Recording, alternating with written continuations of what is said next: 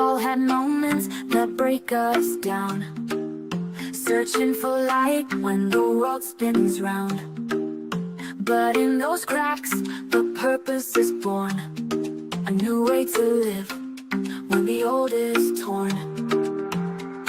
It's more than a story, it's the rise from the fall, a place where your purpose starts to call.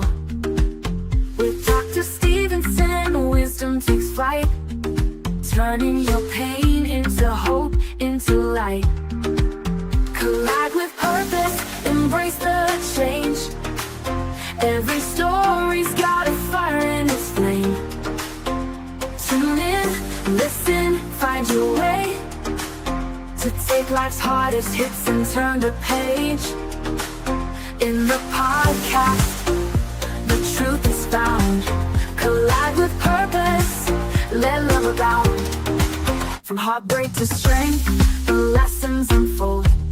It's about how we rise, not the stories we've told. Guests with their journeys, sharing their light. In every collision, there's power in sight. It's more than a talk, it's the wisdom we gain through every struggle, through every pain. With conversations that open the door to purpose, to power, to so much more. Collide with purpose, embrace the change. Every story's got a fire in its flame. Tune in, listen, find your way to take life's hardest hits and turn the page. In the podcast, the truth is found. Collide with purpose, let love abound. So come as you are, with your scars and fears. This is the place where the truth appears. Turn your trials into stepping stones. Find the strength to claim your throne. Collide with purpose, embrace the change. Every story's got a fire in its flame. Tune in, listen, find your way to take life's hardest hits and turn the page. In the podcast, the truth is found. Collide with purpose, let love abound. A collision with purpose, your journey starts here. In every conversation, we'll wipe away fear. Find your purpose, let your life ignite. With Dr. Stephenson, you'll find your light.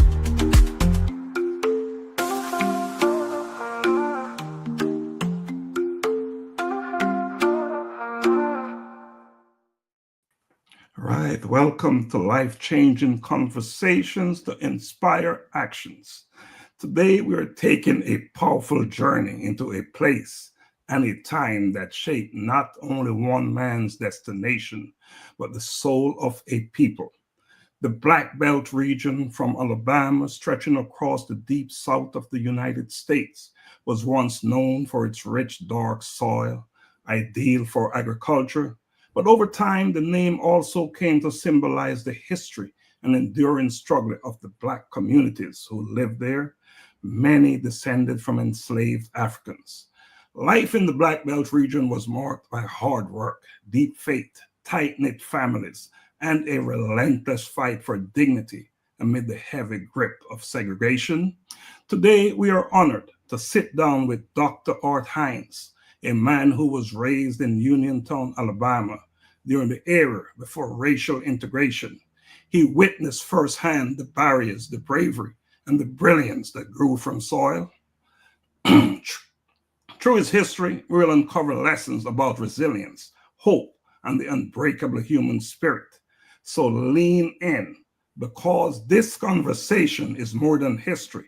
It is a blueprint for courage, perseverance, and vision in our own lives today. Dr. Hines, a man whose life work has been marked by one consistent theme: excellence.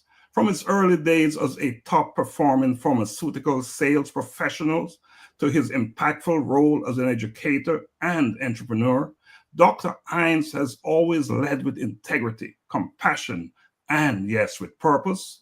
Whether enhancing quality of life for seniors and special needs, youth in assisted living, pioneering alternative teaching methods in the school system, or guiding families through real estate decisions, his commitment to service shines through.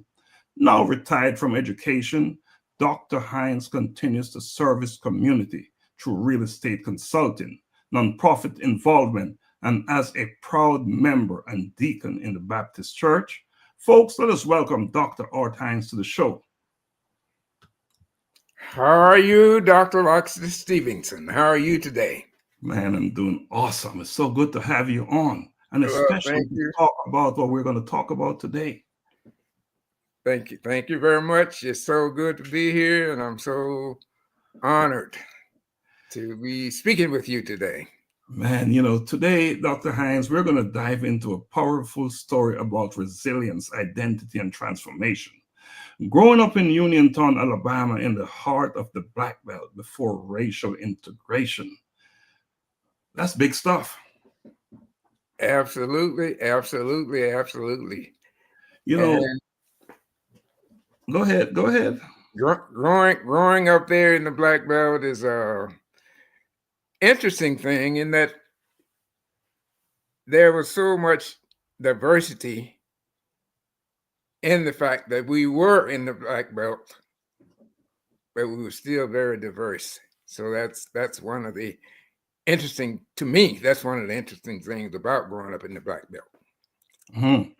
Well, Dr. Hines, when you think about your childhood in Uniontown, Alabama, what are some of the very first memories that come to mind?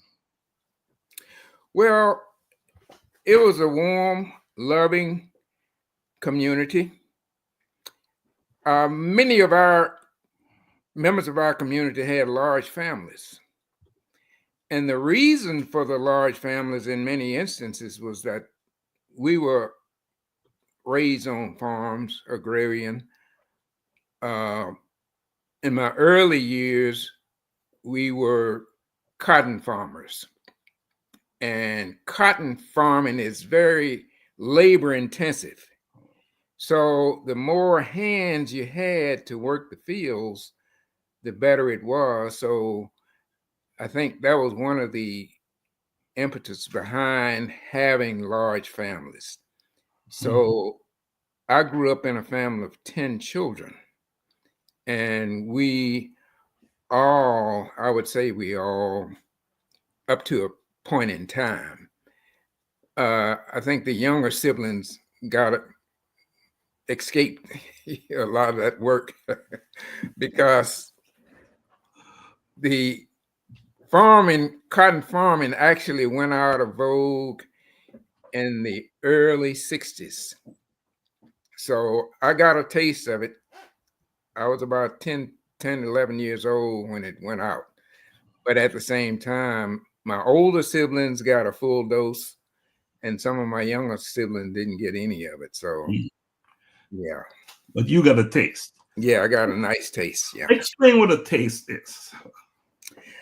A taste of it is when you rise in the morning, you know that there is going to be work on your agenda for that day. Now, this primarily takes place during the summer. Cotton farming is normally started in mid-April. Now, primarily the children in my family were in school during that time. But when school is out in May, then working on the farm became our full-time job for the summer.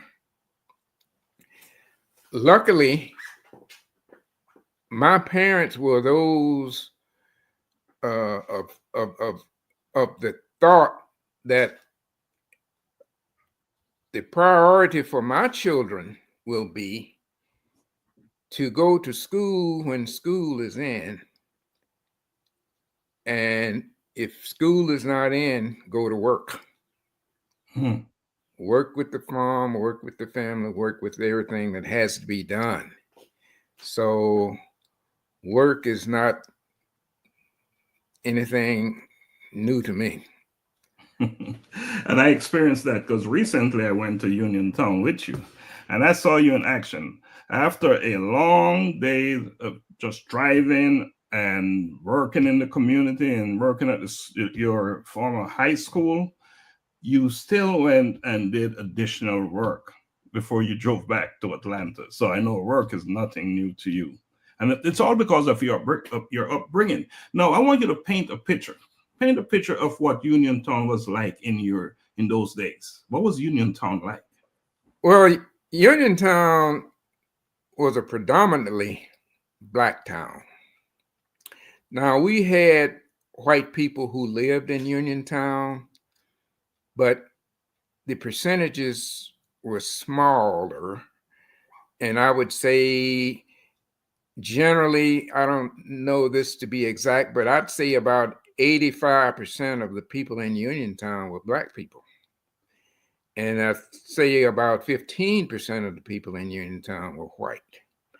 Now, the discrepancy was that the white people were the ones who owned the businesses, the banks, the automobile dealership, the commercial establishments, the stores, the gas stations.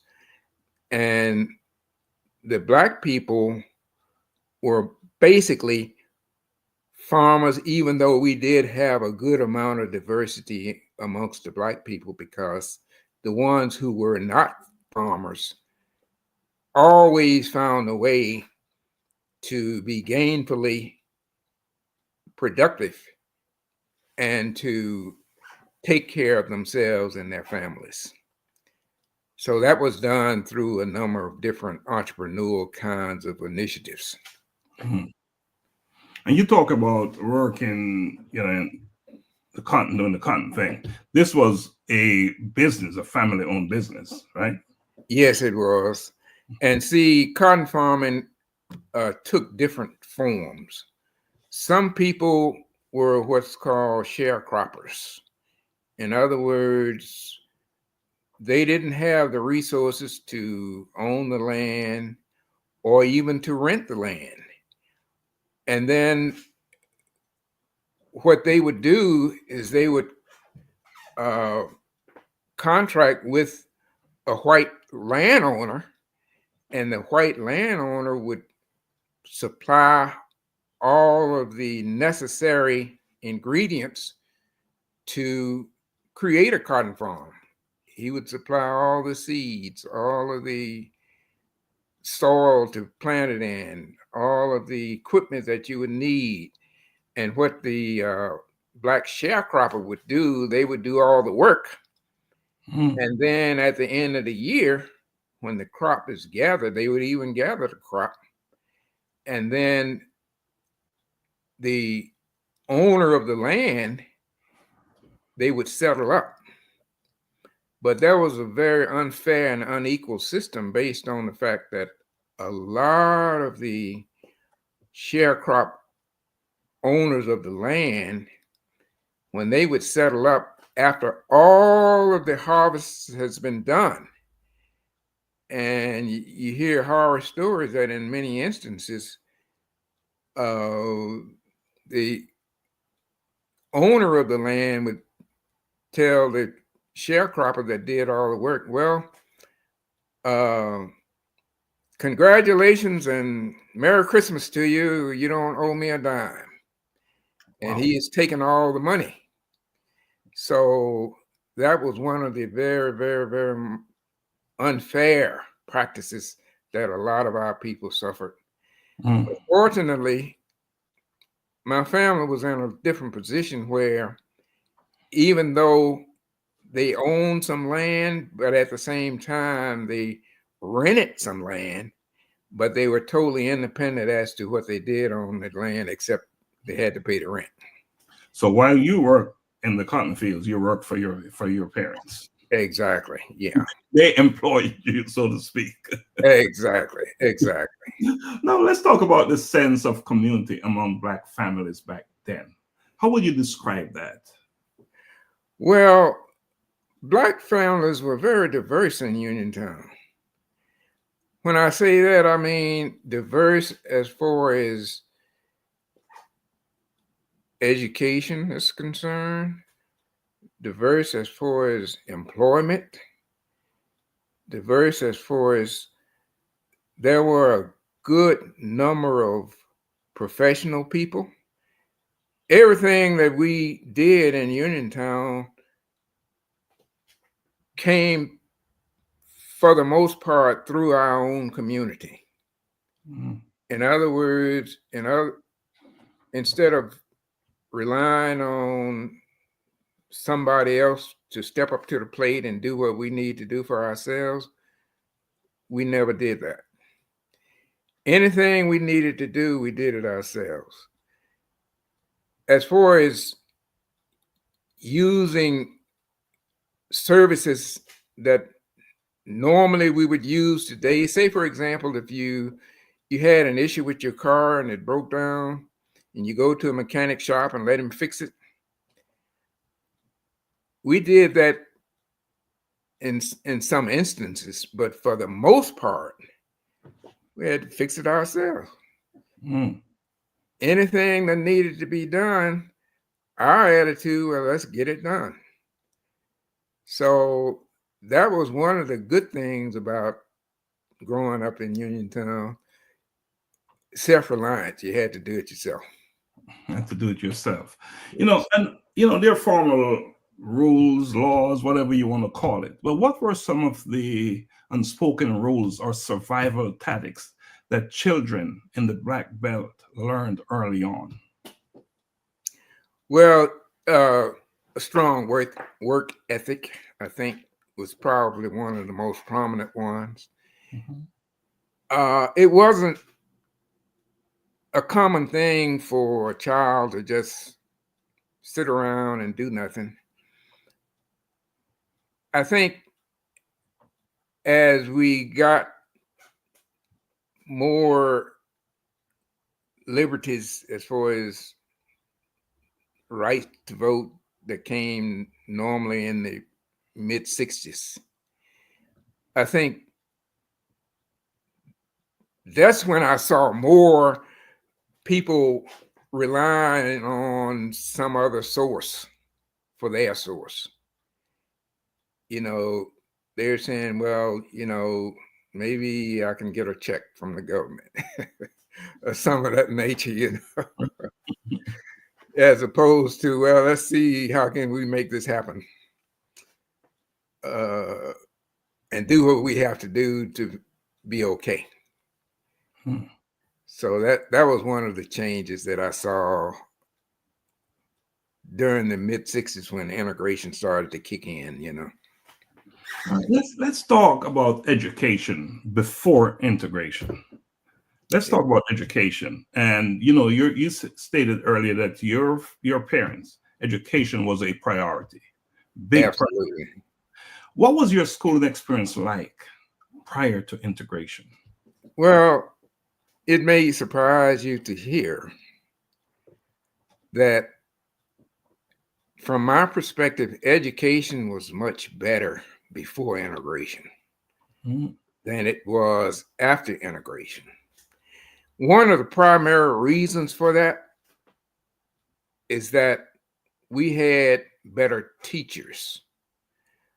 Our top teachers were very learned people, very strong educators, and they put all of their time and their efforts and their energy into working with our people. But then after integration, to my dismay, a lot of those top tier teachers were actually recruited by the white schools. So Mm. they took our best teachers and put them in the white schools. And the same thing, the early years of integration, and I guess our people had a hand in it, but they did some of the same tactics in order to integrate the schools. Initially, they would take some of our top tier students, not many, but they would take some and put them in the white school to help to integrate the white school, to help to integrate. But I kind of felt like we're not gaining here, we're losing. Wow. But at the same time, you know, there were different tactics that were used because integration was not accepted wholeheartedly by all parties. I'll put it that way. By all stakeholders. So, Yeah. you know, you shared a story with me about integration and how they just move an entire classroom. Yeah. Now Can that you share that with our audience? yeah, that was a tactic early on during integration. Our first integration efforts and energy came from cherry picking some of our top students and putting them in the white schools. Now, I'm not really sure what the thinking was from the white schools perspective, but I would assume, based on the students that they were picking, that a lot of those students were probably much better student, much higher quality of student than the students in the white schools. And I think that sort of initiated an effort to kind of modify the integration. The integration, instead of integrating the school, you are in this 12th grade and you take this class and that class and that class, and you just go to the class, and whoever show up, that's who's in the class. But I think there was some effort to modify that for a year or so. And what that looked like was that they said, well, okay, I tell you what, we will bring the students that's going to integrate our school, we will bring them to the white school, but we will bring the student and their teacher. And what we will do is we will put them in a classroom in the white school, but they will remain intact as far as the students and the teachers. So that was a tactic that was tried, but it never really succeeded. So what you're saying is that they would move an entire classroom and teach Exactly. They would move into the white school. exactly. And after class is over, They go back to their school. Yeah. So you just relocated a classroom and all the stakeholders in the classroom. Exactly. But there was a tactic. See, we had a superintendent of schools, and I don't know if he was getting pressure from the white. I don't know what his motive. Maybe he was prejudices. I don't know. But it was one of his tactics that he decided that he would try. But it didn't go over very well because I had graduated from high school when that happened, but some of the students who were still there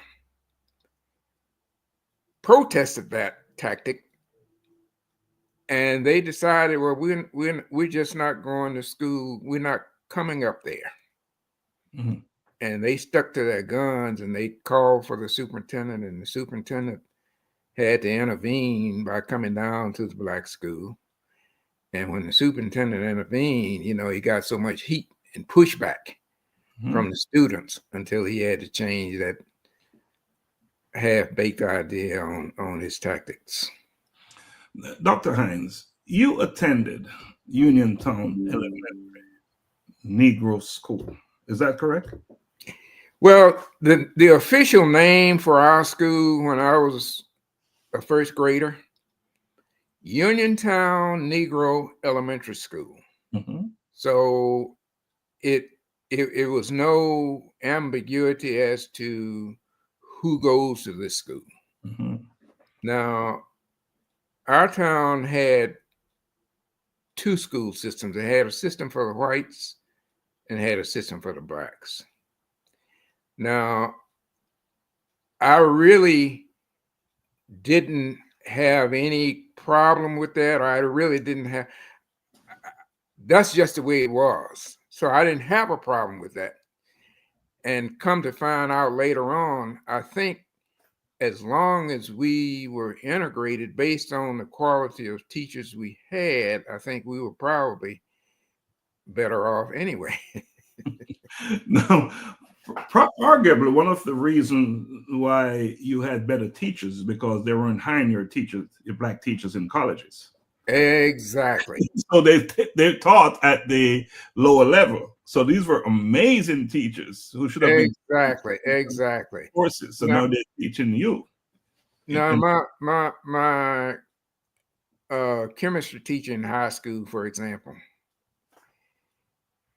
held a PhD in organic chemistry, which that was a very rare thing for a black man at that time. But he was teaching in my high school. As a matter of fact, I sat under him in chemistry. As a matter of fact, a lot of our people had different ways to make money. Now, he taught school, but at the same time, he had his own chemical plant. Now, he would make different organic type products. He would make products as varied as lemon extract flavoring or vanilla extract flavoring for food or cakes or whatever. And then he would make products for health, liniment, for example, for people that want to rub their legs for arthritis and that kind of thing. And he would make hair care products. So he would be all over the ballpark as far as what he would make in his chemical plant. But at the same time, he didn't run it on a daily basis. What he would do is he would run it and make batches of this, and then he warehouse it until he sell that, and then he come and make another batch. But one of the things that I felt fortunate about was the fact that even at 13 years old, he allowed me to work for him because he had not just teaching school and a chemical factory, he also owned a grocery store. So he hired me in his grocery store when I was 13. That's awesome. That's amazing. Recently I visited Uniontown with you. We went there together. We went there to do some work there, right? At the high school. Yes. And you showed me something on Uniontown Negro Elementary School. Now there's a part of that name missing because at some point they removed the Negro. I guess that was after integration. Exactly. Well, during 1965, when the Civil Rights Act and all that came along, integration came, and it was really illegal to have segregated schools. So even though there was some integration, but the integration was mostly going in one direction. In other words, the integration was the black students integrating the white schools. We didn't have, I don't know, I would say we may have had, isolated instances where the white student would come to the black school, but very much in the opposite directions the way that was going. Now we had the name of the school that I grew up in was Uniontown Negro Elementary School. Didn't have a problem with it. But then after integration, they took the word Negro out. So if Uniontown was on the top line, Negro was on the second line, elementary school was on the third line, then they took out the second line. And there's that big gap right there. Yeah, and it's still, if you go to Uniontown Negro Elementary School now and look, you will see Uniontown Skip Elementary School. They didn't even move the lettering up, but there's this big gap. Yeah, I'm not quite sure why that was done that way, because I think that was our people that did that. I don't think white folks had anything to do with it. And it's a reminder. This is where we were, and this is where we were. Never forget your history, right? So, a personal question. And at what stage of your life did you interacted with white students your age? Well, I was literally in college. I had gotten out of high school and left Uniontown, and I literally was in Huntsville, Alabama, where I went to Alabama A&M University, which was Alabama A&M College at the time. And it was a HBCU, historically Black university. But at the same time, I was in my freshman sociology class before I learned that Blacks were a minority in this country. I was in for a big shock. I was saying, what? I wanted to push back on that idea, because that was definitely not my experience. Everybody that I knew and saw and grew up with and was taught by and all that kind of stuff in my hometown of Uniontown were Black folk. Wow. So I just assumed that we were the majority. You live in a country where Black people was the majority, and that was so not true. Yeah. So that was quite a rude awakening for you. Well, it was, to me, I feel that it was something new. It was a new concept that I had missed. But at the same time, I kind of felt an afterthought that I was probably way better off, because there is what I learned, especially for smaller children, a such thing as self-concept. So your self-concept is developed in your younger age.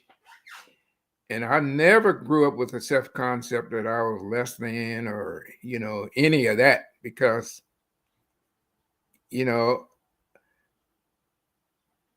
I still don't believe that we as a people are less than. I think I wouldn't even say more than. I think, there are individual standards, and everybody has a responsibility to take care of their own individual standard. I think white folk have their standard, Black folks have their standard individually. So I can't say, we were better or they were any worse. And I don't think in reality they have a basis for doing that either. Except there was a system, an institution. Exactly. So actually, after I got out of college and I was really exposed to the world of work, then that's when that rude awakening started to kick in. That, we are going out into the workplace now. So what is it that I have to take this job, which may be lesser than some other job that I've looked at. Because of because of a racial standpoint. Mhm. On the one hand, but then on the other hand, I counted myself kind of lucky and blessed, and that when I did get into the corporate world was changing. We had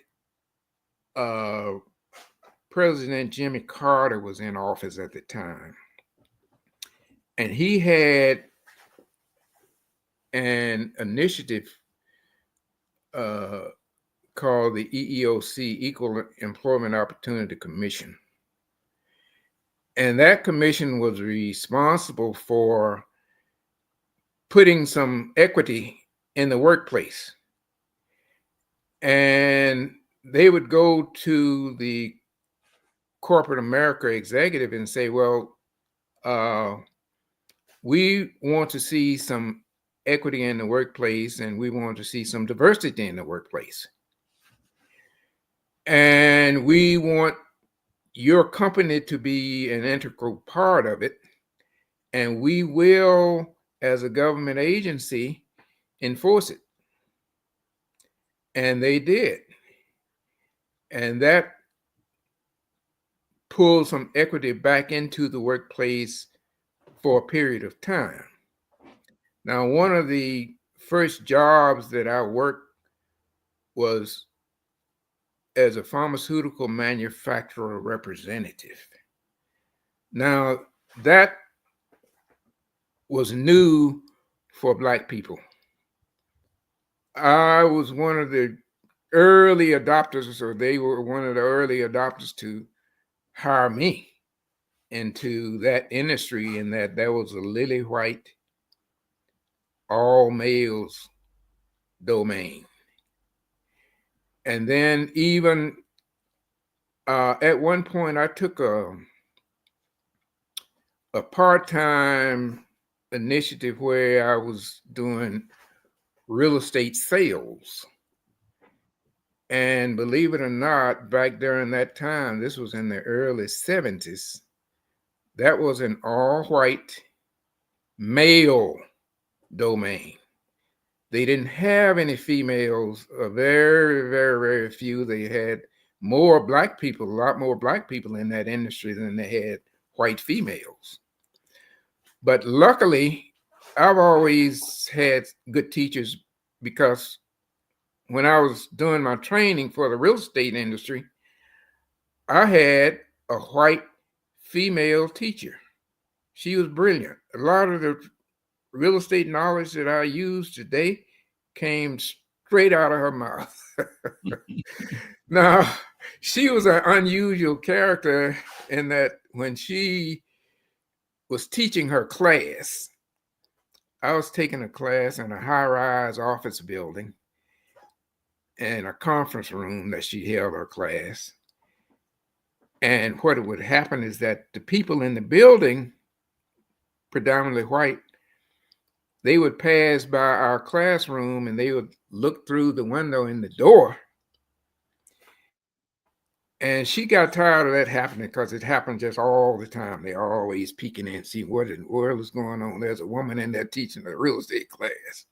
So she stopped class one day and she said, well, I just want you to take note that people are always stopping looking in this window in this class. She said, I guess I feel like a two-headed cow. They just don't know what a woman real estate teacher looks like. So they had to see. So I kind of thought about that. And that was during the time when females were just beginning to get into the real estate industry. And as you know, that industry is pretty much dominated by females today. So and not just into the real estate industry, into other types as well, I would imagine. Oh, absolutely. Absolutely. Now, go ahead. Let's talk about living during that segregation time, right? Time of segregation. How did segregation impact the way you dream about your future? Once you discover that there's such a thing as Black people are not the majority in this country, how did that affect you? Let's talk a little bit more about that. Okay. See, I was really in college when I Mhm. recognized that that was the fact. Now, here again, I was lucky, I would say, or blessed. I was able to take advantage of an educational program in my HBCU that was a little bit different, a little bit unusual, a little bit more comprehensive than normal. By the time I started college, there was President Lyndon Baines Johnson that had taken over as the president at the death of John F. Kennedy, who was president. So John F. Kennedy had a reputation throughout the nation of being quite liberal, and he had advanced ideas about helping the Black race and that kind of thing. But after he got killed, then Lyndon Baines Johnson stepped up from vice president to president. And he, I believe, wanted to out Kennedy. Mhm. So his concept was, okay, you know what? People perceive me as being a Southern redneck out of Texas, and they perceive John F. Kennedy as being a liberal New Englander, but I'll show him. So he came up with this concept of the Great Society.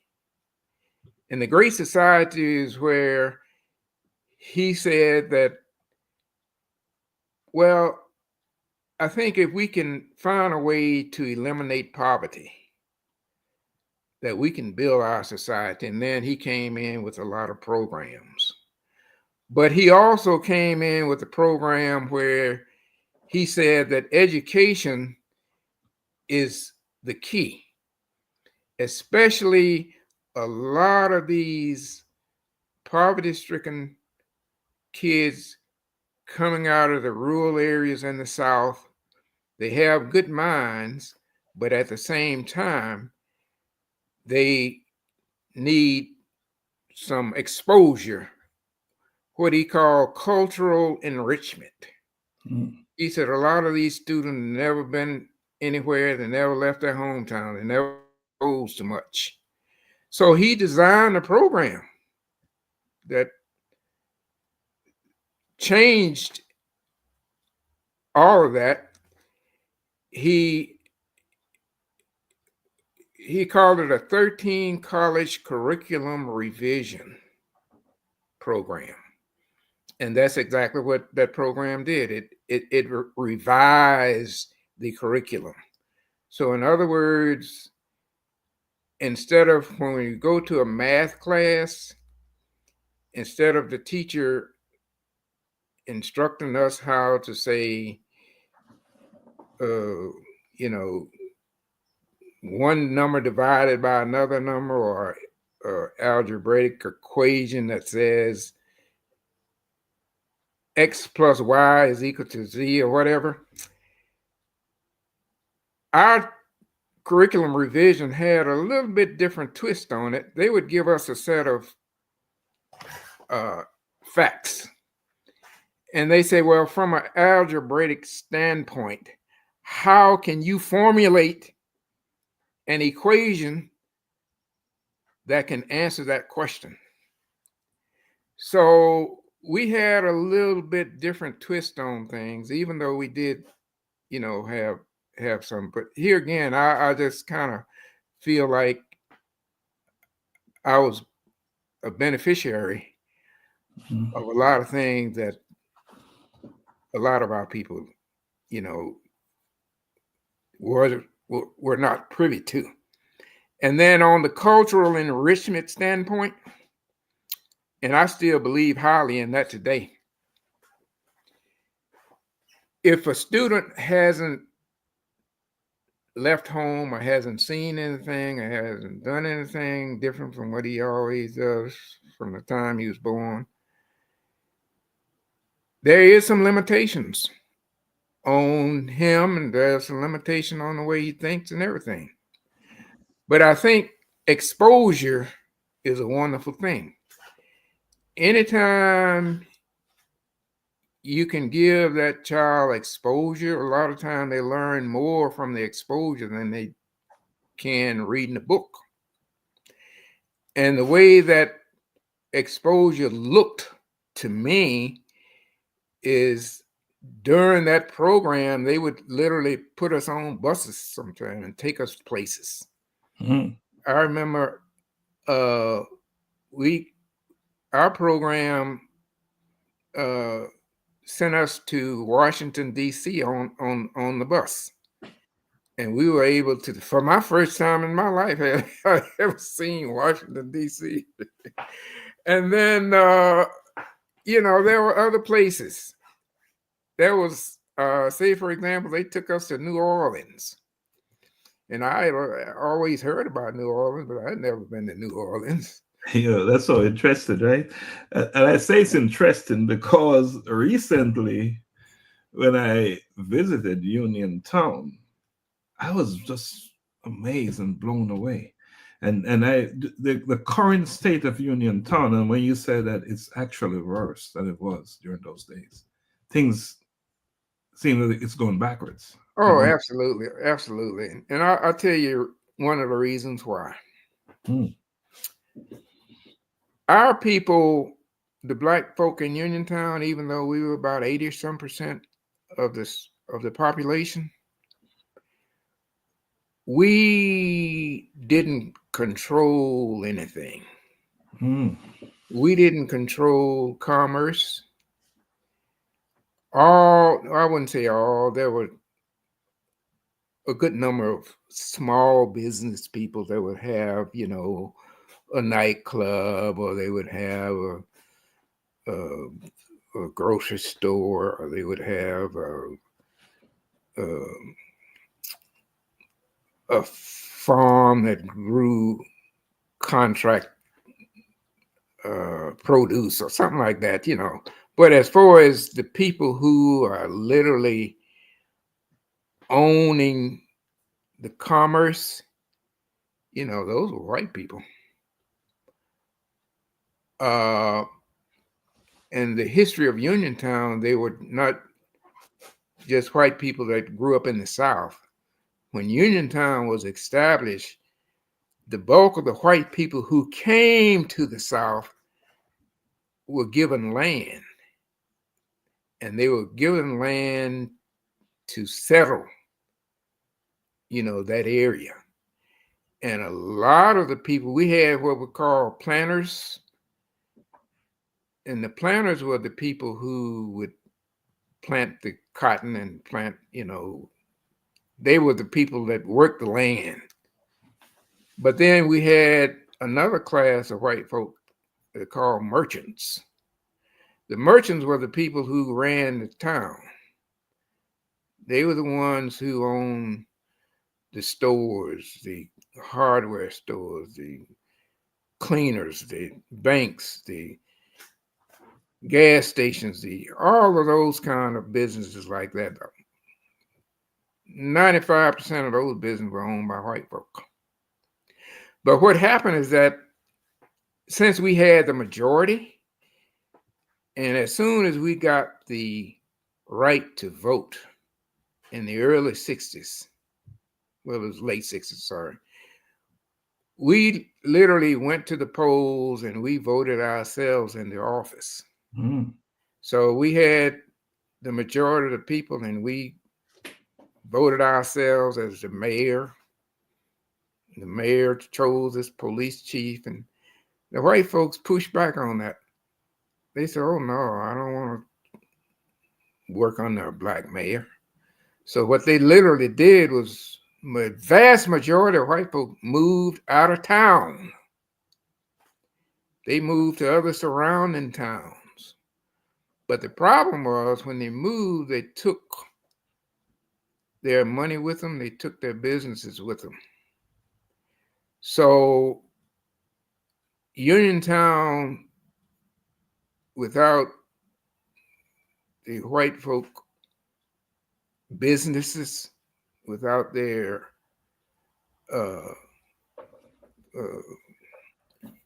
money that they had taken out of the system, well, then, our little town went into a pretty sharp decline.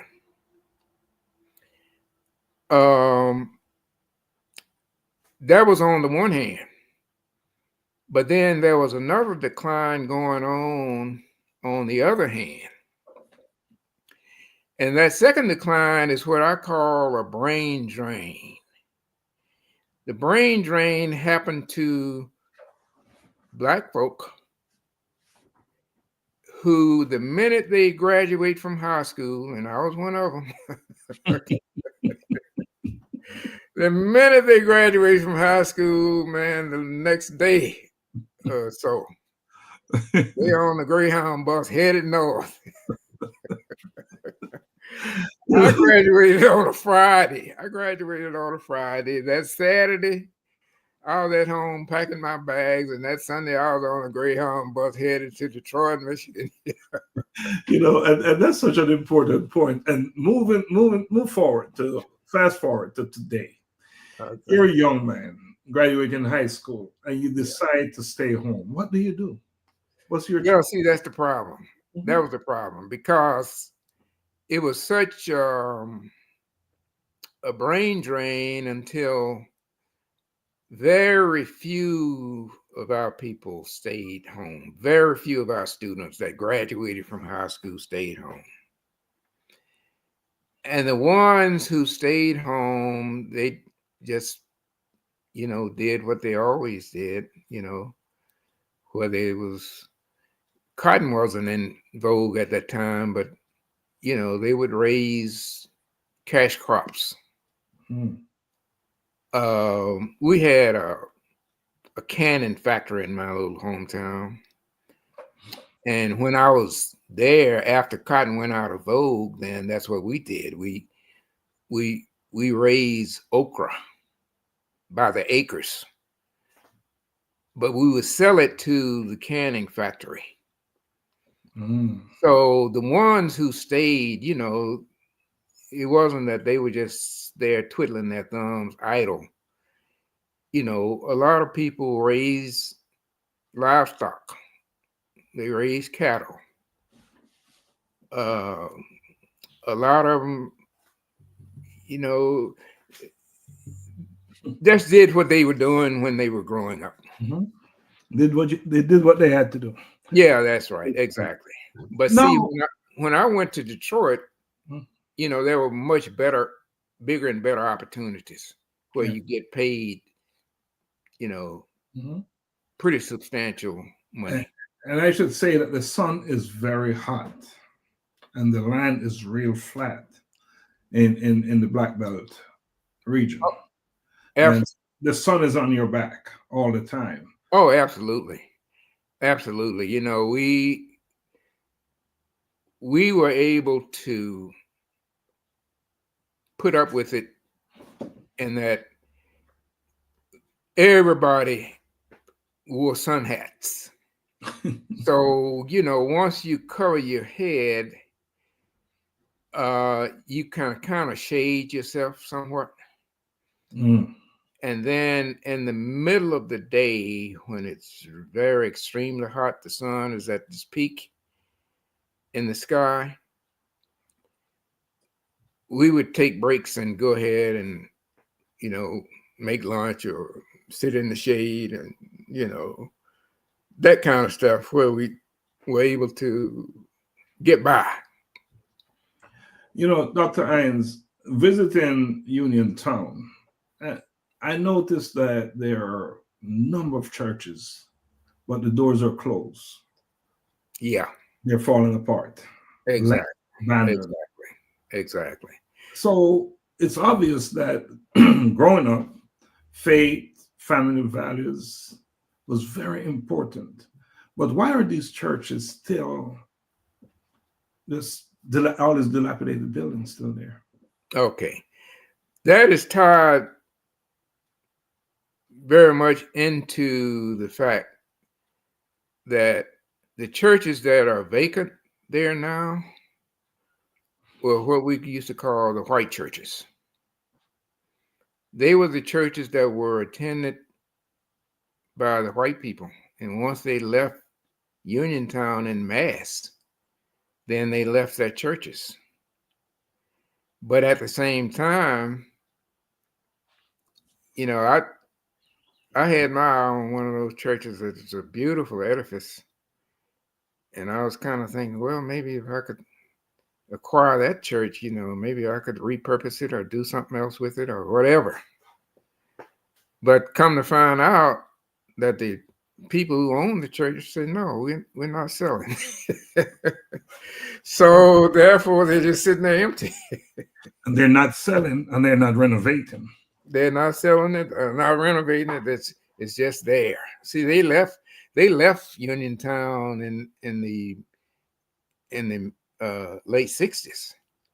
And those churches have pretty much been sitting there vacant since the late 60s. And what is that? That's what, 50 years ago or whatever? When we look at time, and we're talking about not that long ago, 50 years. We're talking about things that happened certainly in your lifetime, because you're talking about your history. What Yeah, you went through. It's not that long ago.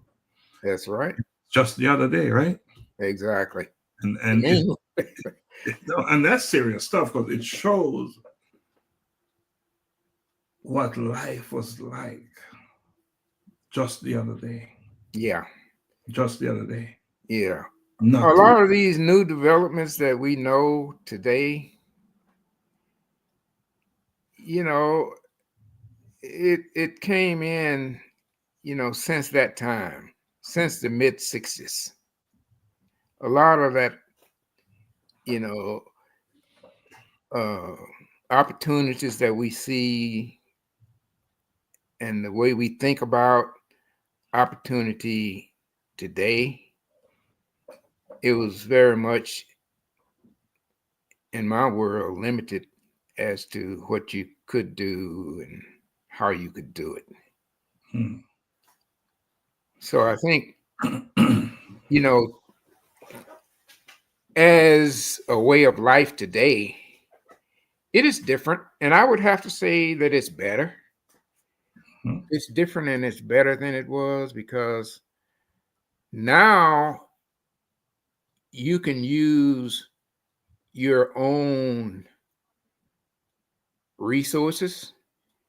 You can use your own wherewithal as far as your concept as to what you want to do, what you want to be, how you want to do it. You can use your own imagination to carry you to places that your imagination may not have had the ability to take you at that time. So I think it's a better world today. In fairness, I think it's better. Yeah, no doubt about that. No doubt about that. But looking back, Dr. Hines, looking back, what would you say to young people today who are struggling with their identity and systemic challenges? Yeah. Well, there's a number of things that I think should be done. And I think I would put it as a priority. I would say this first. I think it is incumbent upon the parent to make sure that our children grow up with a strong self-esteem. I think that is the basis of everything that underlies the whole infrastructure of a human being. Now, I have seen it in my childhood, but I see it probably even more today. Sometimes I see parents putting their children down. Well, you're no good, or you'll never be anything, or that kind of foolishness. That's wrong. Mm. I think when that happens, what you're doing is you're helping that child to build their own self-concept. And self-concept is a powerful thing for everybody, really, because once you establish your self-concept, you establish it from your own perspective, but you also use a lot of input from those around you. And if those around you tell you that you're no good, or you will never be nothing, or all these kind of derogatory comments, and if you're not strong enough to push back and say no, and that's what I recommend the child will do. Push back every time, not every once in a while, every time. They say, well, you never amount to anything. That's not true. Push back.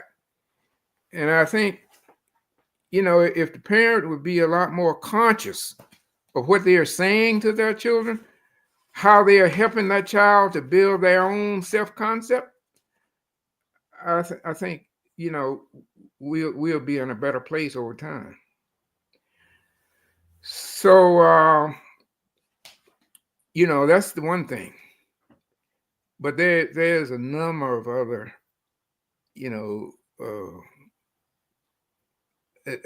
initiatives I think that we should pursue. I'll tell you one more. We've always been taught, even in school, that, okay, well, use your 5 senses. They say, well, you got 5 senses, use them. You got the sense of sight. You can see, or you can hear, you can smell, you can taste, and you can touch. And see, we were left right there. And we bought into that. Well, I got 5 senses, but no, you got way more than 5 senses. You have, I'd say 10, 15 senses. I'd say 15 senses because you have your imagination. That's there was a saying that your imagination is the greatest nation in your world. So, but most people just kind of don't even think about their imagination. Even if they think about it, they won't use it. But your imagination is a very powerful sense. And I think when you use your imagination to your advantage, it will push you far. Another one of the senses I would say is your will. Your will is very powerful. And if you don't recognize how powerful your will is, you may let it go dormant and don't work for you. But I think, especially when we're teaching our kids, well, this is for everybody, not just for the kids. I would say use your will, because your will can make you go forward in a way that if it's not exerted, you won't even go. Some people have a will to. I talked to somebody recently, and they said that their parents, or one of their parents, had a will to see a certain thing happen in their family.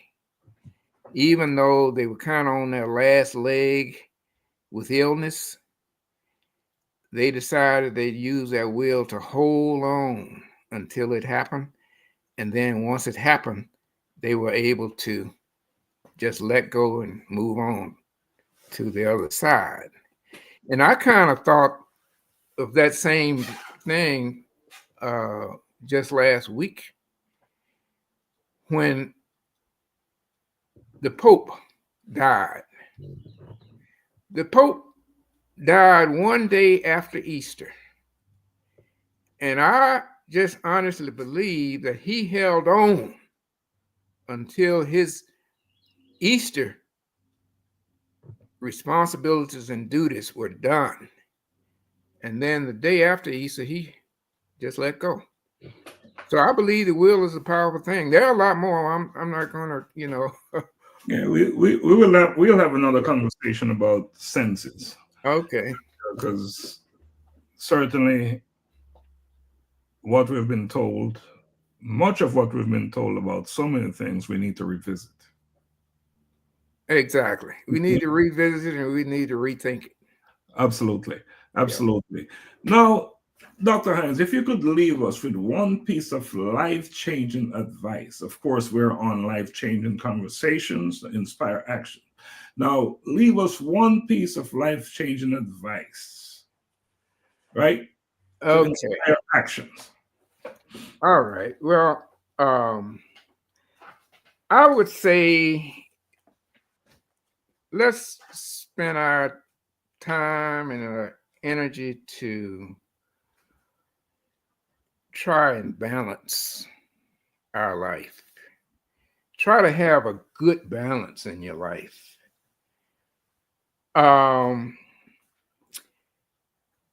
We all have 24 hours a day. And I think a good life balance would be to split it up in, say, 3 segments. Say 8 hours, 8 hours, 8 hours. I think that could represent a good life. 8 hours of hard work. I think that helps. 8 hours of good sleep. I think that helps. And 8 hours of, I'd call it the 3, you spend time with your family, your friends, and attend to your faith. I think that's one part of that 8 hours, but I think that third 8 hours where you're dedicating to, what I call kind of housekeeping kind of stuff. That family, friends, and faith, I think that's important. But there are also, a need to kind of take a look at what you're doing with your health, your hygiene, and then your hobbies. I think all of those are important. And then if I had to say one more thing that I think you need to take into account is probably one of the most important. Take a close look at how you are handling your soul. And then, it's kind of like what we do together in some of our organizations. We can't leave out service. I think service has a very important role in not just our life, but in our well-being. And then every once in a while, if you can crack out a big, nice smile, I think that would help. That'll go a long way. Dr. Hines, you don't mind if I call you the 888 man? Oh no, that would be a blessing. That would be an honor. The 888 man. 888 man. Yes. Right. Gotta get that 8 hours in there, hard work. Yeah. They gotta get that rest in there. and life's enjoyment, spending time with family, service, and all the good stuff to Yeah. build the human community and family. Yeah. So great advice. Now, Dr. Hines, as we get ready to wrap up, is there anything else you want to add that you have not already said? Well, I I just think that if we pay attention, to how we live, I think we'll be better off. In other words, a lot of our young people, old people too, they'll get involved in doing drugs and overindulging in this and that, and it causes detriment to their health in the long run. I would say just pay more attention to that. And if it's something you think that it's not going to benefit you in the long run, just take it out of your life. That's what I believe. I think it's important to have alignment with your objectives. Exactly. And I think that's a way to summarize what you just said. Exactly. Whatever it is you're doing, make sure it's serving an objective in your life, and a good objective at that. Exactly.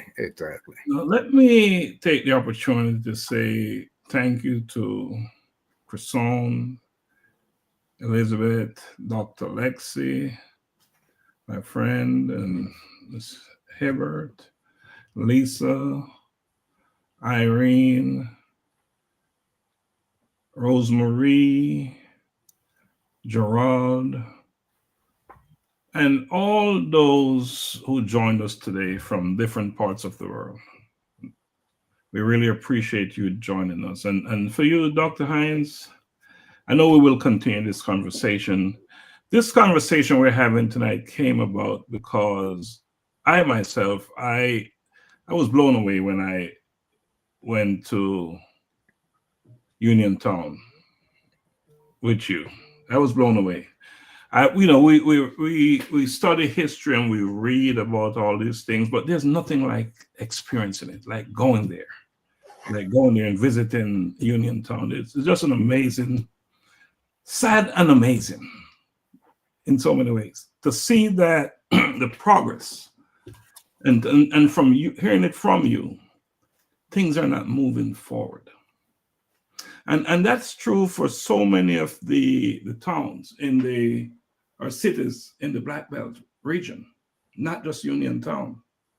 And the common denominator is when there are Black people elected in these towns. So you have Black governance, so to speak. People with money, with resources do what? They move. They take their monies elsewhere. And that is still happening, unfortunately. Yeah. You could even see the capital. What's the capital of Alabama? Montgomery. Montgomery is not growing. Yeah. It's not growing. And so you have a Black mayor there, right?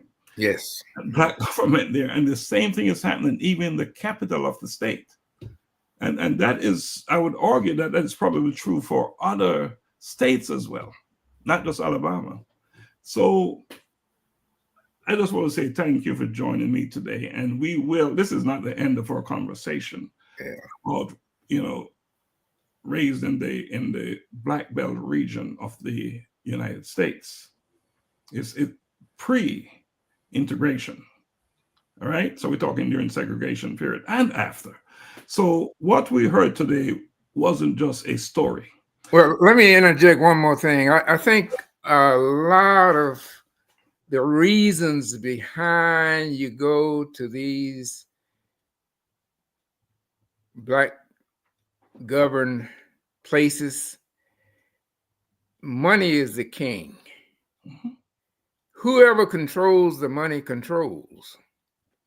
So I think if we have the numbers and we elect ourselves, but we don't have the financial control and backing. I think that's part of the problem. I don't think it's just, because it's a black guy that's running it. No, it's the money. Yeah. Because when we are self-rule and you don't have the resources and the There people, you go. That's it right say, there. you're not going to rule me. Exactly. You're not going to make decisions for me. Yeah. They walk with the money. There you go. They walk with the funds, right? So again, what we heard today wasn't just a story. It was a mirror reflecting the strength, the courage, and the relentless hope born out of the black belt soil. Dr. Hines showed us that even in a world built to hold you back, a spirit rooted in faith, family, and determination can never be buried. Dr. Hines, your journey reminds us that where you come from may shape you, but it does not define who you are. And the struggles of the past are not just painful memories, they are living lessons, etching the blueprint of resilience that we carry forward. So to everyone listening, let today's conversation stir something inside of you.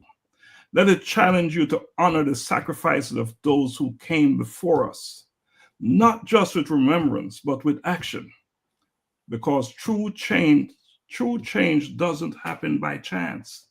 It happens by choice. And it starts with conversations like this one that we're having today. And the hope is to inspire us to move, to build, to lead, and to never forget the power of where we came from, whether it was good or bad, because there's power in it.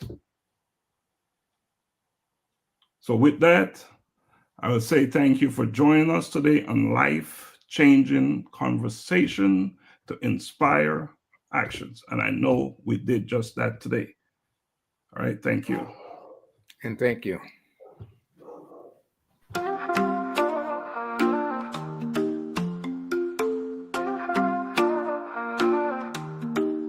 We've all had moments that break us down, searching for light when the world spins round. But in those cracks, the purpose is born, a new way to live when the old is torn. It's more than a story, it's the rise from the fall, a place where your purpose starts to call. With Dr. Stephenson, wisdom takes flight, turning your pain into hope, into light. Collide with purpose, embrace the change. Every story's got a fire in its flame. Tune in, listen, find your way to take life's hardest hits and turn the page. In the podcast, the truth is found. Collide with purpose, let love abound. From heartbreak to strength,